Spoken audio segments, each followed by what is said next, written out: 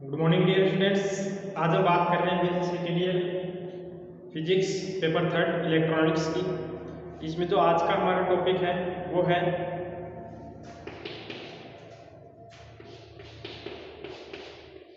Full wave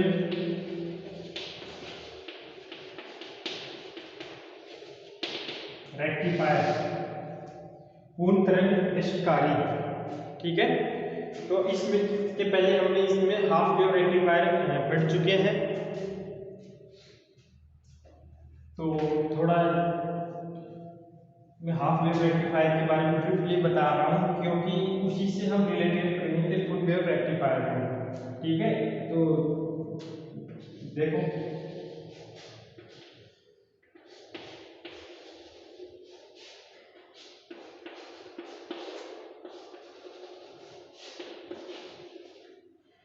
half wave rectifier में यहाँ पे वी आई वोल्टेज हमने अप्लाई किया था। ठीक है, यहाँ पे हमको ये वी एस वोल्टेज मिला था। ठीक है, प्रेजेंट के बाद ये प्रारंभिक कुंडली है ट्रांसफार्मर की, ये सेकेंडरी कुंडली है ट्रांसफार्मर की, और हमने यहाँ पे डायोड लगाया था। इसमें जब वी एस, यहाँ पे जो वी एस की वैल्यू है, ये वी एस की वैल्यू क्या है, एन वी आई। ठीक है, जहाँ पे एन जो है ये एन एस, ठीक है ना, सेकेंडरी कुंडली में पेड़ों की संख्या तथा प्राथमिक कुंडली में पेड़ों की संख्या का अनुपात होता है। ये N equal to N S upon N P. Okay, तो ये P S equal to N V I है, जहां वी आई जो था वी आई इक्वल टू इसको वी पी मान ली, V P sine omega T होता है। ठीक है, ये वैल्यू होती है कि यहाँ पे जब ये अप्लाई होता है, ओके, वी आई कितना है, इस फॉर्म में होता है, ये साइन की फॉर्म में वी आई, इसकी जो ये है मैक्सिमम वैल्यू है वीपी।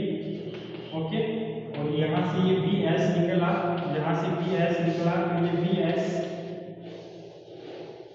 ये होता है। यहाँ पे इसकी जो मैक्सिमम वैल्यू होती है ये एन वीपी होती है, इसको हम पी एन लिख देते हैं। दैट मीन्स यदि हम यहाँ पे वी एस लिखें तो ये एन वी आई, तो एन वी आई की value N V P sine omega T ये होगी। तो इसको हम एन वी पी को यहाँ पे मैक्सिमम वैल्यू के साथ E M sine omega T ये लिख देते हैं। मैक्सिमम वैल्यू क्या होती है, ई एम होती है, और साइन ओमेगा टी। तो इसका जो फर्स्ट पार्ट, ठीक है ना, ये ले लो या ये ले लो, ठीक है, इसका जो फर्स्ट पार्ट ये half cycle, half positive cycle यहाँ पे अप्लाई होता है। ये प्लस ये माइनस, ये सिरा प्लस होता है, ये सिरा माइनस होता है, ये प्लस और ये माइनस होता है। तो ये प्लस प्लस होने के कारण फॉरवर्ड बाइस में होता है, फॉरवर्ड बाइस में होने के कारण इसमें करंट आई फ्लो होती है, करंट आई फ्लो होती है। तो इस प्रतिरोध के करस्पॉन्डिंग हमको वोल्टेज मिलता है यहाँ पे वी नॉट। वो वोल्टेज कितना मिलता है, ये मिलता है। ठीक है ना, जब इससे ये करंट आई फ्लो होती है तो, और ये कब मिलता है, ये 0 से t बाई 2 टाइम के लिए मिलता है। ये 0 से ये t बाई 2 टाइम के लिए करंट फ्लो होती है, और ये वैल्यू मिलता है। करंट की वैल्यू क्या होती है, करंट की वैल्यू जब ये करंट फ्लो हो रही है तो करंट की वैल्यू क्या होगी, तो ये वी एस, ठीक है ना, V S voltage V S है, ये वी एस वोल्टेज है यहाँ पे। ओके, इसकी ये आर एफ है, ये आर एस है, इसका जो आंतरिक प्रतिरोध है वो आर एस है, और ये आर एफ है। ये तीनों श्रेणी क्रम में है, आई करंट फ्लो हो रही है, तो इसको हम आर प्लस आर एल लिख देते हैं, जहाँ पे जो आर है ये R F plus R S होता है। ठीक है, तो वी एस, यहाँ पे वी एस की वैल्यू करोगे तो E M sine omega T, ठीक है ना, वी एस की वैल्यू करोगे कि E M sine omega T R plus R L की वैल्यू मिल जाएगी। ये किसके लिए है, ये सिर्फ इस पार्ट के लिए है। ठीक है ना, ये इस पार्ट के लिए करंट फ्लो होती है। अब जब हम अगले नेक्स्ट हाफ साइकिल की बात करते हैं, नेगेटिव हाफ साइकिल की बात करते हैं, तो उसके अंदर ये नेगेटिव हो जाता है, ये पॉजिटिव हो जाता है। ये नेगेटिव पॉजिटिव होने के कारण ये रिवर्स बाइस में हो जाता है, और ये इसमें करंट का चालन नहीं करता है। ओके, जब यहाँ पे करंट फ्लो नहीं होती है तो आई की वैल्यू क्या होगी, 0 होगी, आई की वैल्यू 0 होगी, यहाँ कोई वोल्टेज हमको नहीं मिलेगा। t बाई 2 से t टाइम के लिए हमको यहाँ पे कोई वोल्टेज नहीं मिलता है। ओके, तो यहाँ पे ये सिचुएशन होती है यहाँ, तो 0 से सॉरी t/2 से t टाइम के लिए जो करंट की वैल्यू होती है वो 0 होती है यहाँ पे, ठीक है। तो ये थी हाफ वेव रेक्टिफायर की कहानी। अब हाफ वेव रेक्टिफायर से फुल वेव रेक्टिफायर कैसे बनाते हैं? देखो, हाफ वेव रेक्टिफायर में सिर्फ जो हमने निवेशी वोल्टता दी है, निवेशी वोल्टता का जो अपर पार्ट है, ठीक ना, ये ही काम आता है, ठीक ना, ये ही काम आता है। और बाकी जो ये बच गया remaining part, negative half part बच गया नीचे वाला, ठीक ना, ये यहाँ पे काम नहीं आता है। फुल वेव रेक्टिफायर में क्या है कि ये जो नेगेटिव पार्ट है, ये नेगेटिव पार्ट है, ये भी काम आता है, ठीक है। तो ये नेगेटिव पार्ट काम आया, उसके लिए हम ये जो त्रिपथ है इसमें थोड़ा सा अरेंजमेंट चेंज करते हैं, ठीक है। और वो क्या चेंज करते हैं उसको देखते हैं।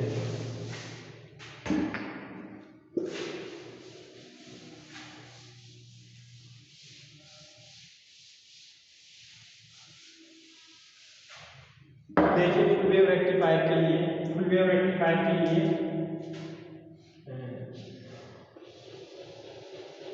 ये ट्रांसफार्मर है जिसकी ये प्रारंभिक कुंडली है, ठीक है। ये यहाँ पे VI वोल्टेज अप्लाई हो रखा है, ठीक है। और ये इसकी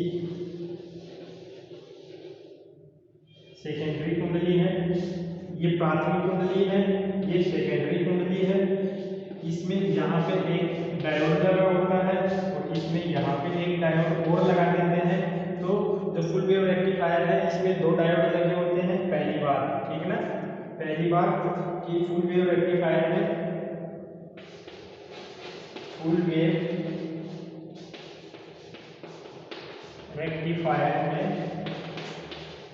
2 डायोड काम में आते हैं, ठीक है ना। ओके, अब देखिए कि यहाँ पे यदि हम इन डायोड को यहाँ पे रेजिस्टेंस लगा के डायरेक्ट जोड़ देते हैं, ठीक है, यहाँ पे रेजिस्टेंस लगा के डायरेक्ट जोड़ देते हैं, तो और यहाँ पे ये वोल्टेज अप्लाई करते हैं, इस टाइप का वोल्टेज हम अप्लाई करते हैं यहाँ पे, ठीक है। VI वोल्टेज है, इस टाइप का वोल्टेज अप्लाई करते हैं यहाँ पे। तो देखिए, इस फर्स्ट हाफ साइकिल के लिए, ठीक है, इस फर्स्ट हाफ साइकिल के लिए ये प्लस होगा और ये माइनस होगा। फर्स्ट हाफ साइकिल के लिए प्लस होगा, ये माइनस होगा, जिसके कारण ये प्लस माइनस ये ऑलरेडी होते हैं, आप जानते हैं। तो ये प्लस प्लस होके ये तो फॉरवर्ड वाइज में हो जाएगा, जिससे यहाँ पे करंट का फ्लो होगा, ये करंट का फ्लो करेगा। लेकिन ये जो करंट फ्लो होती हुई इधर से इधर आएगी, ठीक है। लेकिन ये देखो, ये प्लस माइनस है इधर और ये माइनस प्लस है इधर। तो ये जो डायोड है ये रिवर्स वाइज होगा, रिवर्स वाइज होने के कारण ये जो है अपने अंदर से करंट का फ्लो नहीं करेगा, अनंत प्रतिरोध का काम ये यहाँ करता है, ओपन सर्किट का काम ये यहाँ पे करता है। तो यहाँ पे करंट का फ्लो नहीं होगा, इसका मतलब जब ये इस पोजीशन में है तो करंट का फ्लो नहीं होगा। नेगेटिव हाफ साइकिल के लिए देख लीजिएगा, नेगेटिव हाफ साइकिल के लिए ये पॉजिटिव हो जाएगा, ये नेगेटिव हो जाएगा। तो अब ये पॉजिटिव, ये करंट ऐसे फ्लो करेगा, ठीक है ना, ये ऐसे करंट फ्लो करेगा इस डायरेक्शन में, लेकिन ये नेगेटिव पॉजिटिव नहीं करता, रिवर्स वाइज में हो जाएगा और इधर से करंट फ्लो नहीं होगी, ठीक है। इसका मतलब कि यहाँ पे हम डायरेक्ट इस RL को यहाँ नहीं लगा सकते, तो लोड प्रतिरोध है इसको यहाँ नहीं लगा सकते, इसमें कुछ चेंज करना पड़ेगा। और वो क्या चेंज करते हैं हम, इसको ये दोनों डायोड को हम मिला देते हैं और इनका कोई एक कॉमन बिंदु लेते हैं, ठीक ना। इन दोनों को जहाँ मिलाते हैं उसका एक कॉमन बिंदु लेते हैं और कॉमन बिंदु लेकर और यहाँ पे इसके मध्य के अंदर, ठीक ना, इसके मध्य के अंदर ये RL, ये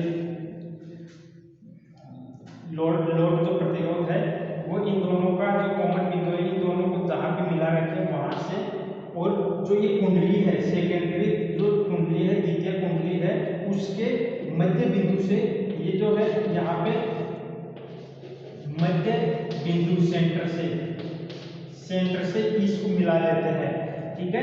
जिसके कारण क्या होता है, इसको नाम इसी बिंदु दे दो।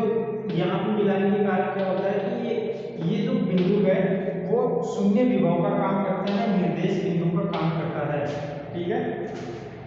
तो यहाँ पे है फुल रेक्टिफायर में डायोड काम लेते हैं, तथा जो लोड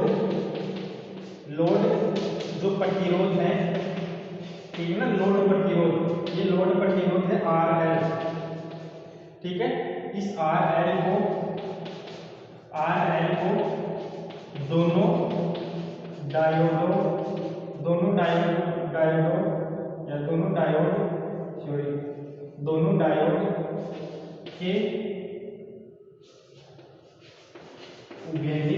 दोनों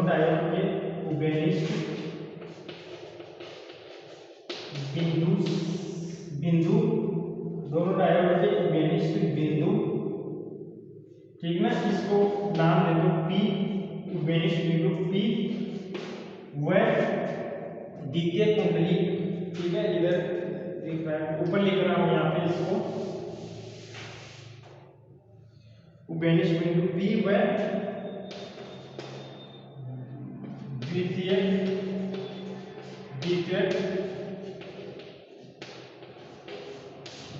कुंडली के मध्य बिंदु C से जोड़ते हैं या जोड़ देते हैं, ठीक है ना।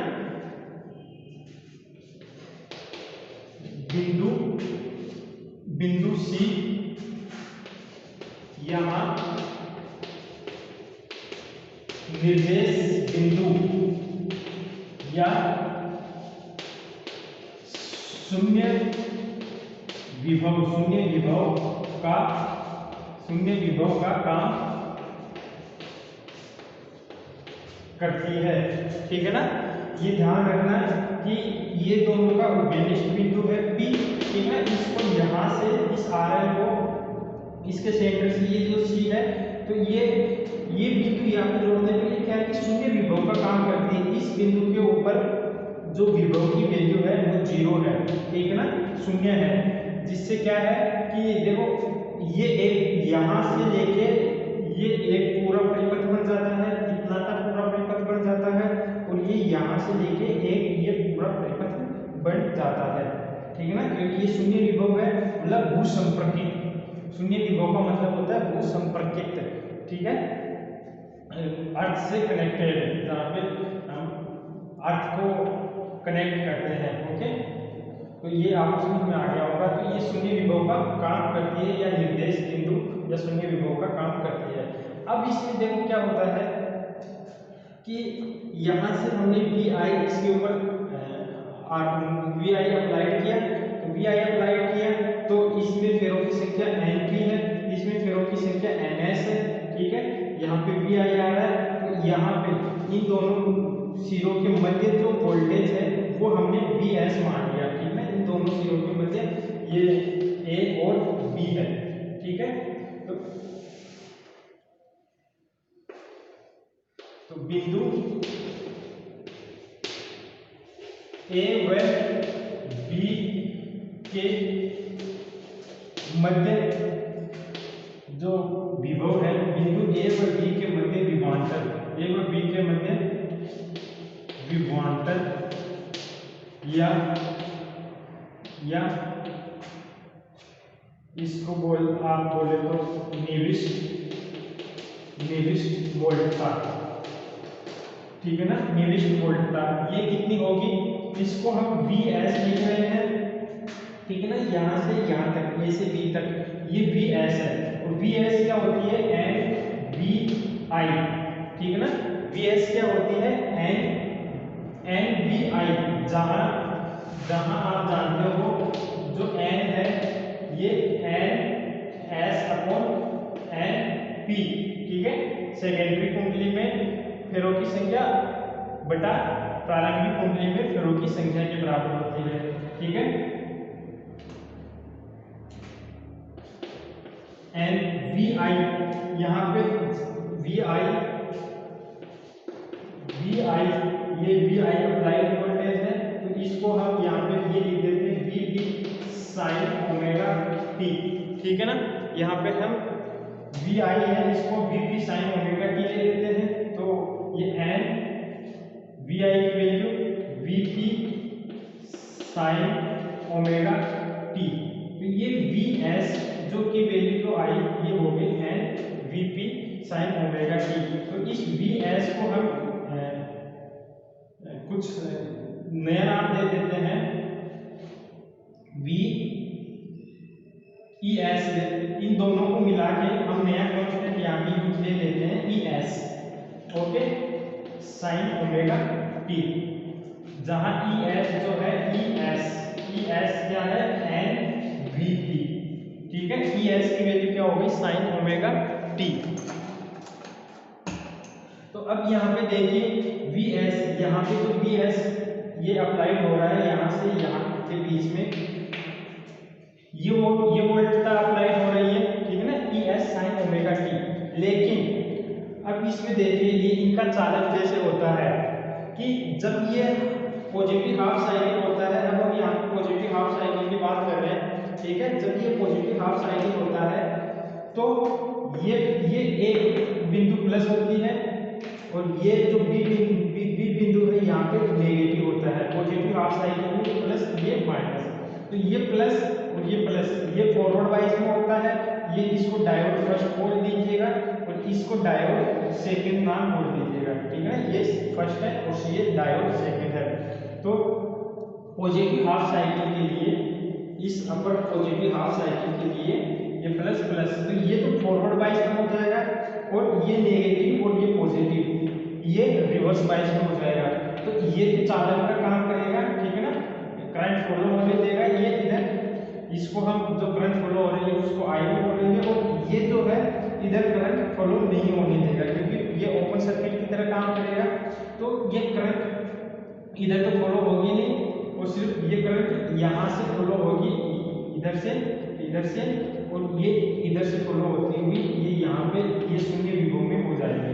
तो यहाँ पे देखो जो वोल्टेज हमारे को काम आ रहा है, यहाँ पे जो वोल्टेज हमारे को काम आ रहा है वो वोल्टेज वी एस अपॉन 2 आ रहा है, ठीक है ना, वी एस अपॉन 2। इसके मध्य विभवांतर बिंदु सी व बिंदु ए के मध्य जो विभव है, ठीक है ना, चूंकि बिंदु ए व सी के मध्य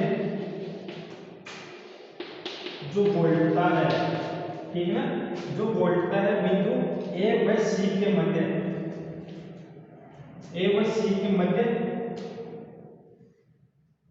इसको हटा रहा हूं, जो वोल्टता है वो कितनी है, इसको हम वी एस प्राइम का नाम दे देते हैं, ठीक है ना। इसको हम क्या नाम दे देते हैं नया, वी एस अपॉन उसको वी एस प्राइम, ठीक है। ऐसे इसके मध्य जो वैल्यू है ये भी वी एस प्राइम है, ठीक है, क्योंकि वी एस का हाफ ये भी हाफ पार्ट है और ये भी हाफ पार्ट है। तो जितना विभवांतर इधर है उतना ही विभवांतर इधर होगा, ठीक है ना। जितनी वोल्टता इधर अप्लाई हो रही है उतनी ही वोल्टता इधर अप्लाई होगी। तो ये वी एस प्राइम कितना है, ये है वी एस अपॉन 2, अर्थात जो ये वी एस है इसका हाफ है वी एस अपॉन 2। तो यहाँ पे वी एस की वैल्यू क्या है, ये है ई एस अपॉन 2 और ये साइन ओमेगा टी। तो ई एस अपॉन 2 को हम यहाँ पे ये लिख रहे हैं वी एस प्राइम, ठीक है ना, वी एस प्राइम ये वैल्यू है। ई एस अपॉन 2 को मैं यहाँ पे लिख रहा हूँ ई एम, ठीक है ना, E M sine omega T, sine omega T, ठीक है। तो जो मेन वोल्टेज है जिसका हम यहाँ पे यूज करेंगे वो है वी एस प्राइम, जिसकी वैल्यू है E M sine omega T, जहाँ पे जो ई एम की वैल्यू है,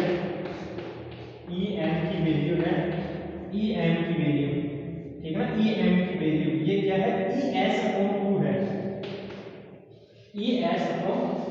है, ठीक है ना। और E S upon 2, E S की वैल्यू क्या है, ई एस की वैल्यू है एन वी पी, ठीक है ना, एन वी पी, यहाँ पे एन वी पी अपॉन 2 ये कर सकते हो।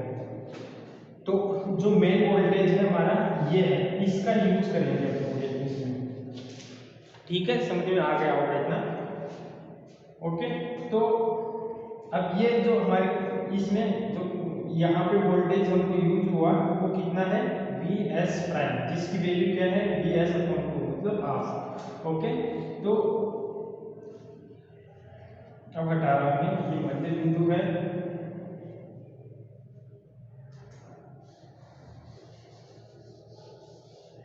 ओके, ये एन एस है। तो अब देखिए इस हाफ साइकिल के लिए यहाँ पे ये वी आई है, ये कंप्लीट यहाँ से ए से बी के बीच में वी एस है, और ये यहाँ पे वी एस प्राइम है।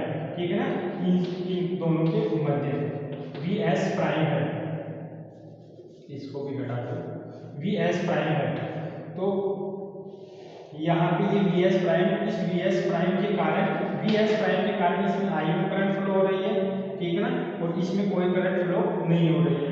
तो इस हाफ साइकिल के लिए 0 से t/2 के लिए इसमें जो करंट फ्लो हो रही है वो I1 है, और इसमें जो करंट फ्लो होनी चाहिए वो I2 होगी। ठीक है, इसमें जो करंट फ्लो होनी चाहिए वो I2 होगी, लेकिन वो इसके लिए इस पार्ट के लिए ये I2 0 होगी।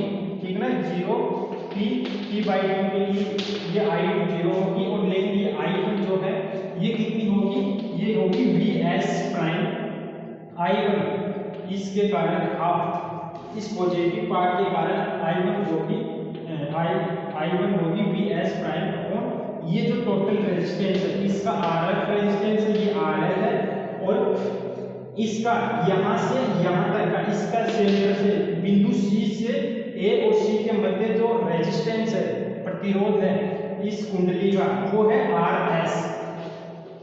ठीक है ना, ये ध्यान रखना, बिंदु A से C के बीच में जो रेजिस्टेंस है वो है RS।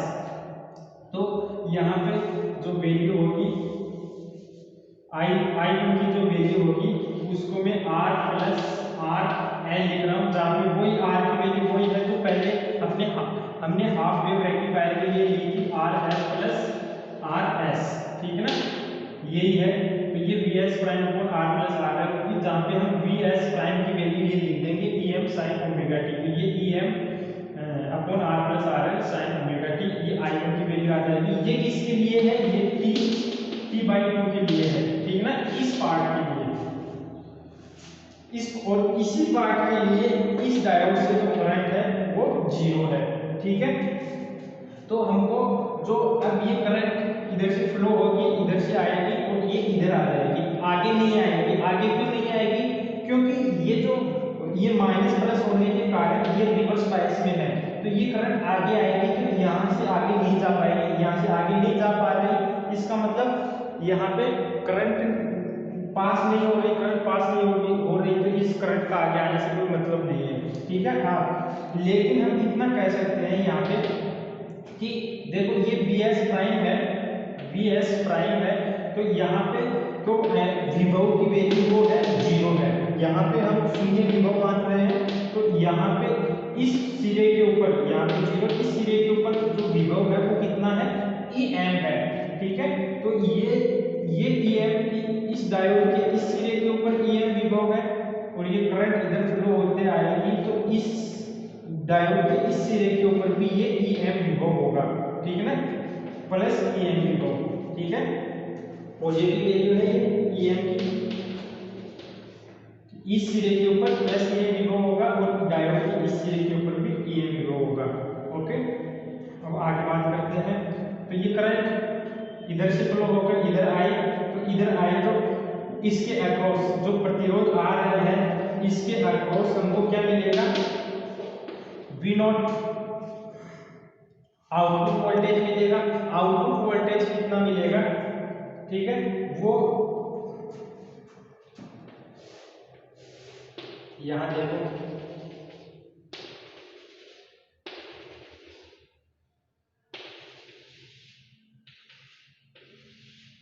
दिख रहा है, तो आउटपुट ये V0 है। तो यदि हम इसकी 1 की बात करें, V0 1, ठीक है ना, सिर्फ ये 1 डायोड के कारण हो रहा है, ये आउटपुट, तो ये लो, ये आउटपुट मिला। ठीक है ना, ये आउटपुट वोल्टेज मिला। अब देखिए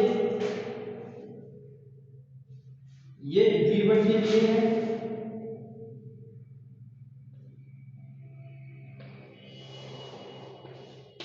T के बीच में ग्राफ है।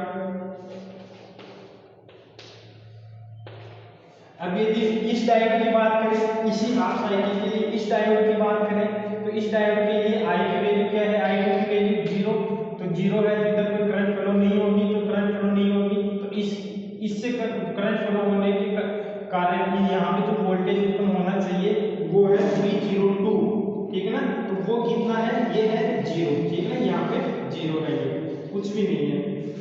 अब देखो नेक्स्ट हाफ साइकिल के लिए जो नेगेटिव हाफ साइकिल है अगली वाली उसके लिए, तो नेगेटिव हाफ साइकिल के अंदर ये तो हो जाएगा नेगेटिव, ये हो जाएगा पॉजिटिव, ये नेगेटिव पॉजिटिव रिवर्स बाइस में हो गया और ये पॉजिटिव पॉजिटिव फॉरवर्ड बाइस में हो गया। तो अब ये तो चालन करेगा नहीं, ठीक है ना, ये तो हो गया ओपन सर्किट, तो इधर से कोई करंट फ्लो नहीं होगी, कोई करंट फ्लो नहीं होगी।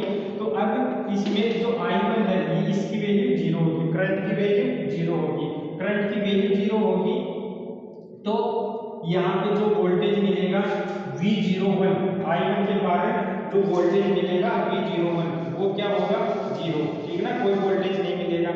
लेकिन ये पॉजिटिव पॉजिटिव होने के कारण ये फॉरवर्ड बाइस हो गया और फॉरवर्ड बाइस होने के कारण यहाँ पे I2 की वैल्यू मिलेगी, ठीक है।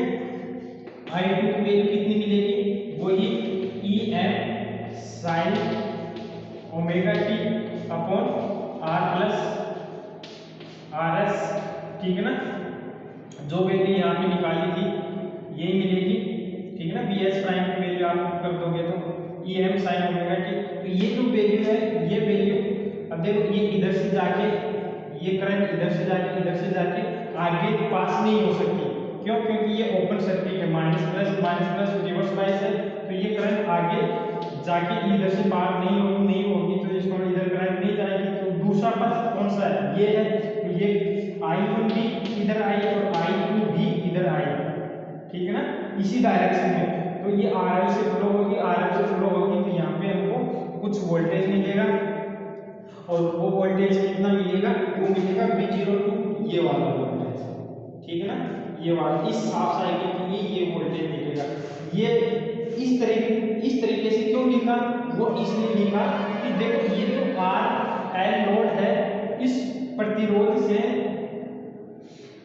इधर से ये आने वाली करंट भी इसी डायरेक्शन में जा रही है, ठीक है ना, और इधर से आने वाली करंट भी इसी डायरेक्शन में जा रही है, मतलब लोड प्रतिरोध से जो करंट है वो सेम डायरेक्शन में फ्लो हो रही है, जो वोल्टेज है वो सेम डायरेक्शन में आएगा, ठीक है।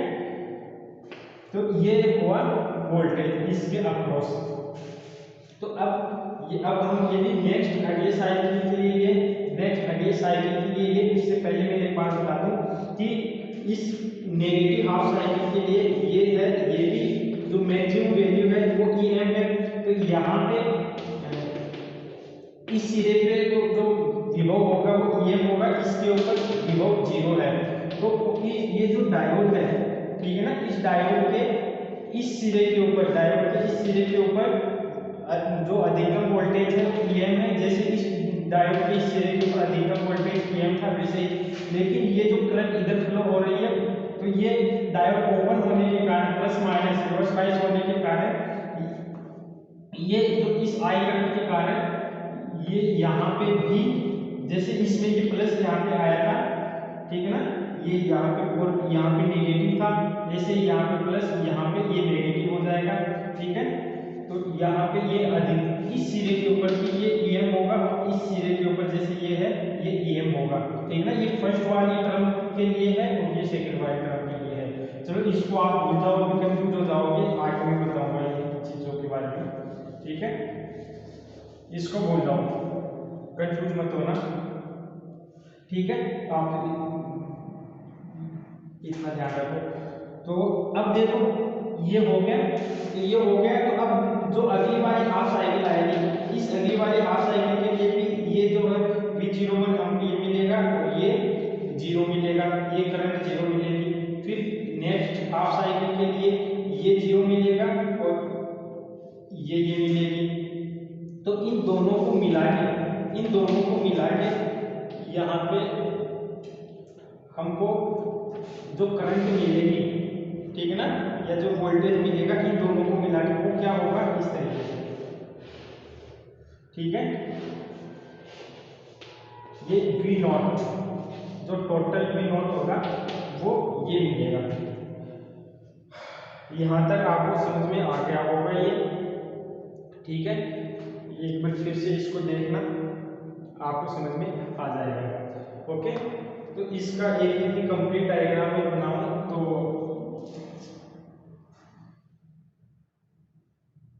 कुछ यहाँ पे मध्य विभाजन निविष्ट बोलता है, ये होगी VS की वैल्यू ये हो गई।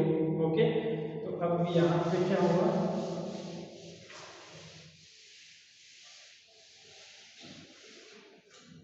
VS, तो अब देखो जब डायोड ये 1 चालू हो ना, जब डायोड 1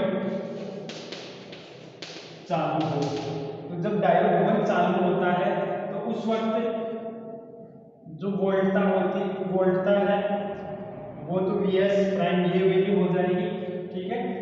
हो तब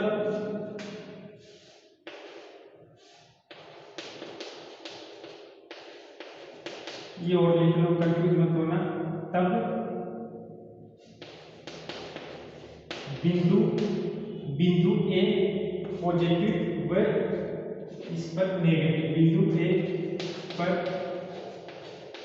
धनात्मक व बिंदु B पर ऋणात्मक विभव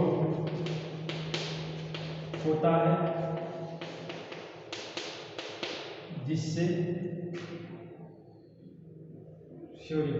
अब यदि ये बात आप लिख रहे हो तो फिर ये बात मत लिखो, यहाँ पे डायोड 1 चालू है, ठीक है ना, इसमें ये लिखो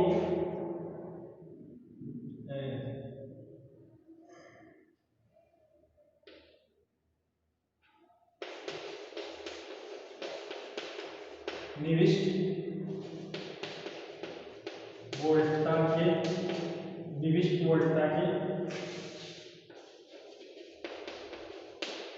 धनात्मक निविष्ट वोल्टता के धनात्मक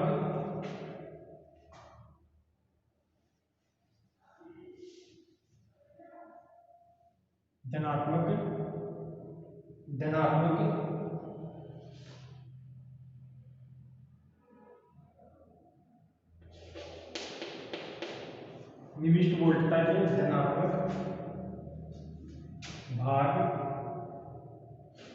यहाँ पे भाग ये दिख रहा है ना, भाग के दिख रहा है ना, ये भाग के लिए, ठीक है ना, निविष्ट वोल्टता के धनात्मक भाग के लिए, निविष्ट वोल्टता के लिए जो धनात्मक भाग है इसके लिए बिंदु A पर धनात्मक व बिंदु B पर ऋणात्मक विभव होता है, जिससे ठीक है ना, जिससे यहाँ पे लिख लो डायोड 1 चालू ना लिख के इसको साइंस की भाषा में लिख लो डायोड 1 अग्रवाइस तथा डायोड 2 प्लस बायस में होता है, जिससे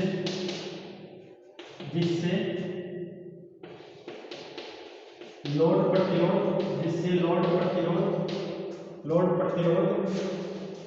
RL में प्रवाहित धारा, ठीक है, RL में प्रवाहित धारा। तो अब इसको हटा के मैं डायरेक्ट लिख रहा हूं, ये समझ में तो आ गया ना। प्रवाहित धारा तो क्या होगी I1, ठीक ना। वन डायोड अगर बायस में है, इसका मतलब वन डायोड चालू अवस्था में है, तो I1 की वैल्यू क्या होगी VS prime upon R plus RL, ठीक है। ये ऑलरेडी मैं बता चुका हूँ, सिर्फ यहाँ पे थोड़ा सा लिख रहा हूँ VS prime upon R plus RL। तो VS प्राइम की वैल्यू है ये EM upon R plus RL sign omega T, ठीक है ना। और ये वैल्यू है 0 से T/2 टाइप की है, ठीक है। यहाँ पे जो I1 है इसको मैं इस वैल्यू को ये लिख देता हूँ IM sign omega T, okay. किसके लिए 0 से T/2 के लिए। तो एक ये वैल्यू हो गई, ठीक है। दूसरी I2 का मान क्या होगा, I2 का मान 0 होगा, किसके लिए 0 से T/2 के लिए, ठीक है। जब निविष्ट वोल्टता का धनात्मक भाग के लिए, निविष्ट वोल्टता के धनात्मक भाग के लिए बिंदु, ये कुछ नहीं है, ये कोमा है, ठीक है ना, के लिए बिंदु A पर धनात्मक और जो भी है B पर ऋणात्मक विभव होने के कारण डायोड फर्स्ट अगर बायस में और डायोड को फर्स्ट बायस में, मतलब ये बंद रहता है वो चालू रहता है, तो ये करंट फ्लो होती है, लेकिन ठीक है ना। तथा ये वैल्यू है, तथा ये है धनात्मक भाग के लिए, तथा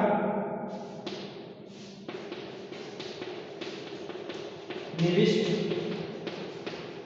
वोल्टता के ऋणात्मक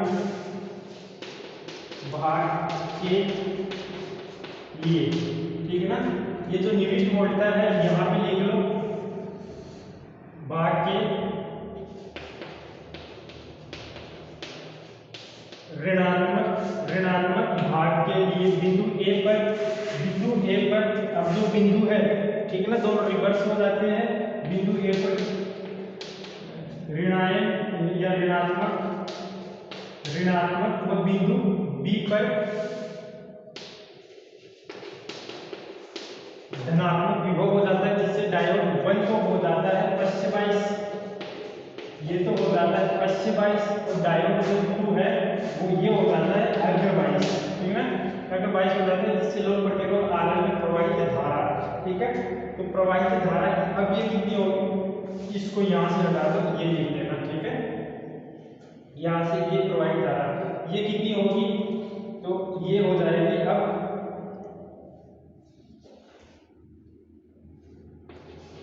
I2 तो हो जाएगी VS prime upon R plus RL, ठीक है।